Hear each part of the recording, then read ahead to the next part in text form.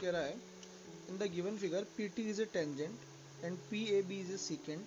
ठीक है, टेंजेंट क्या होती है, जो एक पॉइंट पे टच करती है, तो पी टी जो है सर्किल के एक पॉइंट पे टच कर रही है, पी ए बी 2 पॉइंट पे टच कर रही है, इसलिए वो सीकेंट है।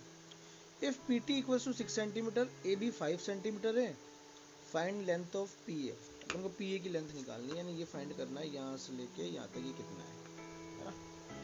तो देखो शुरू करते हैं। अच्छा, शुरू करने से पहले कुछ चीज़ें अपन हैं जो मान लेते हैं अपन पहले इसके अंदर, ताकि अपन को आगे दिक्कत ना हो। देखो ये 6 सेंटीमीटर है, तो आप सभी को पता होगा कि भाई जो टेंजेंट और रेडियस होती है वो एक दूसरे पर 90 डिग्री बनाती है, तो ये 90 डिग्री हो जाएगा।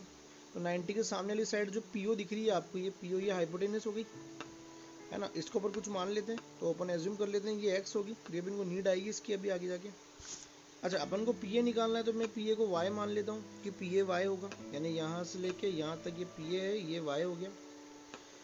अच्छा, अब देखो ये सेंटर है और ये कॉर्ड है ए बी, और कॉर्ड पर सेंटर से डाली गई लाइन 90 डिग्री बनाती है, यानी यहाँ पर 90 बनेगा और बाइसेक्ट करेगी।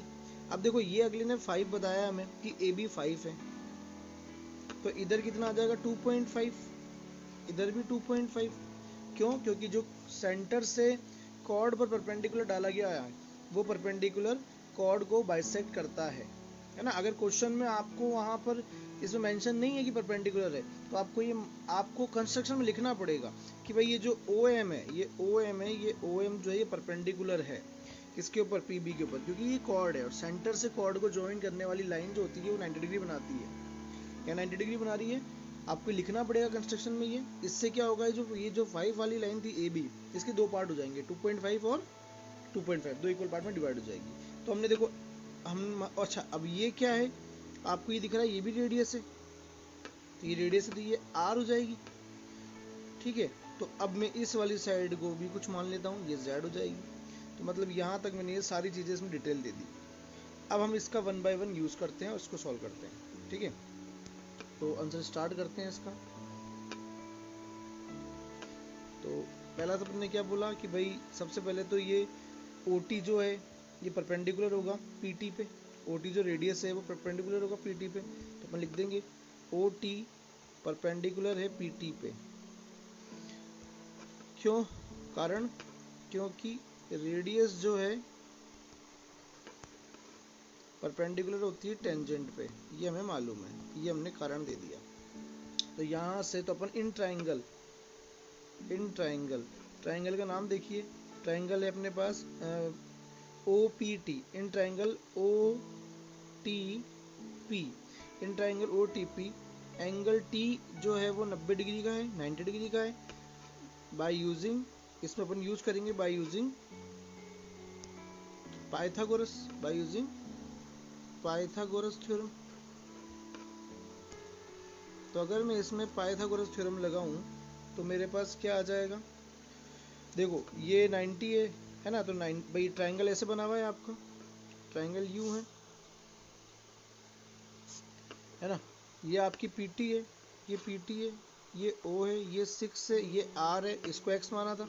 तो एक सेकंड, डायग्राम गलत हो गया क्या,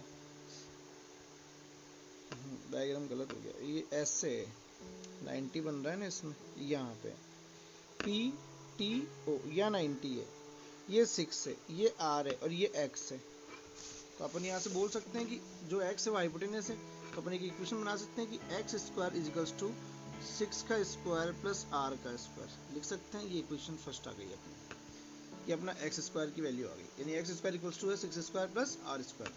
अब अपन आगे चलते हैं, अब अपन इसमें आते हैं कि भाई हमने क्या करा, ज्वाइन करा ओ एम को, है ना, ओ एम परपेंडिकुलर है ए बी पे, तो अपन ने यहाँ पे लिखा भाई, हमने इसको लिखा कि सिंस हमने ज्वाइन किया, ज्वाइन नहीं, ड्रॉ कर देते हैं, draw O M perpendicular A B. Therefore इससे क्या होगा, इससे जो हमारी ए बी वाली लाइन थी वो दो पार्टों में डिवाइड हो जाएगी, ए बी जो है वो दो इक्वल पार्ट में डिवाइड हो जाएगी, है ना, यानी A M equals to B M equals to 5/2 यानी 2.5। तो मैं इसको यहाँ लिख देता हूँ, इसका मतलब क्या हुआ, A M equals to B M equals to 5/2 बोले तो 2.5। यहाँ तक का काम भी कंप्लीट हो गया। अब मेरे पास ये जो ट्राइंगल बन रहा था, इसमें ये छोटा वाला ट्राइंगल जिसमें यहाँ मेरे पास 90 डिग्री बना है ना, यहाँ पे ये मैंने z मान रखा है, ये मेरी रेडियस थी और ये आ गई 2.5। अब अगर मैं, और यहाँ 90 डिग्री बनेगा, अब मैं यहाँ से फिर से निकाल सकता हूँ। तो ये ट्राइंगल का नाम हो गया, ये O था, ये A था, ये M था। तो in triangle AMO, in triangle AMO, in triangle AMO अपन बोल सकते हैं कि R स्क्वायर जो इक्वल है वो होगा Z स्क्वायर प्लस 2.5 का होल स्क्वायर। सही है, ये इक्वेशन नंबर सेकंड आ गई अपनी। तो अपन ने R स्क्वायर भी निकाल लिया और ऊपर अपन ने निकाला था X स्क्वायर, ये हमारा दो वैल्यूज आ गई। अब अपन आगे चलते हैं नेक्स्ट, इस वाले ट्राइंगल में देखो, ये जो ट्राइंगल दिख रहा है आपको, मैं हाईलाइट कर रहा हूँ, POM, और ये यानी कि ये जो ट्राइंगल है PMO, इसको ले रहे हैं अपन। तो इस ट्राइंगल को देखें तो इसमें एक तो y है, एक 2.5 है, और इसमें जो परपेंडिकुलर है वो z है, और ये x है। तो मैं यही का ये डायग्राम नीचे बना देता हूँ, PMO। तो अपना ये ट्राइंगल हो गया ये, ठीक है, ये PMO। देखो यहाँ पर ये जो पूरी लेंथ है ये y प्लस 2.5 हो जाएगी। ये वाली अपनी जो PO थी, है ना, इस PO को अपन ने क्या माना था, x माना था, ये x थी, और ये वाली जो साइड थी ये z थी। ठीक है, तो अब अपन यहाँ से फिर से रिलेशन निकाल सकते हैं कि भाई 90 के सामने ये x है, तो अपन यहाँ से लिख सकते हैं कि इसका मतलब मेरे पास क्या आया कि x का, एक सेकेंड, हाँ, x स्क्वायर इक्वल होगा y प्लस 2.5 का होल स्क्वायर और प्लस z स्क्वायर की।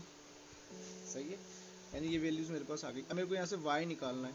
अब देखो x स्क्वायर की वैल्यू मैं इक्वेशन फर्स्ट से उठा के ला रहा हूँ। इक्वेशन फर्स्ट में x स्क्वायर की वैल्यू थी 6 स्क्वायर प्लस r स्क्वायर, तो यहाँ रख देता हूँ 6 square plus r square equals to y plus 2.5 का whole square as it is, plus z square की वैल्यू इक्वेशन सेकंड में थी हमारे पास, जो कि थी ये, यहाँ से z स्क्वायर निकाल सकते हैं। यहाँ से अपन क्या होगा, r स्क्वायर माइनस 2.5 का होल स्क्वायर, ये z स्क्वायर की वैल्यू आ जाएगी, यानी इसको मैं इक्वेशन सेकंड बोलूँगा, ये इक्वेशन सेकंड हो गई, ये नहीं है मान लो।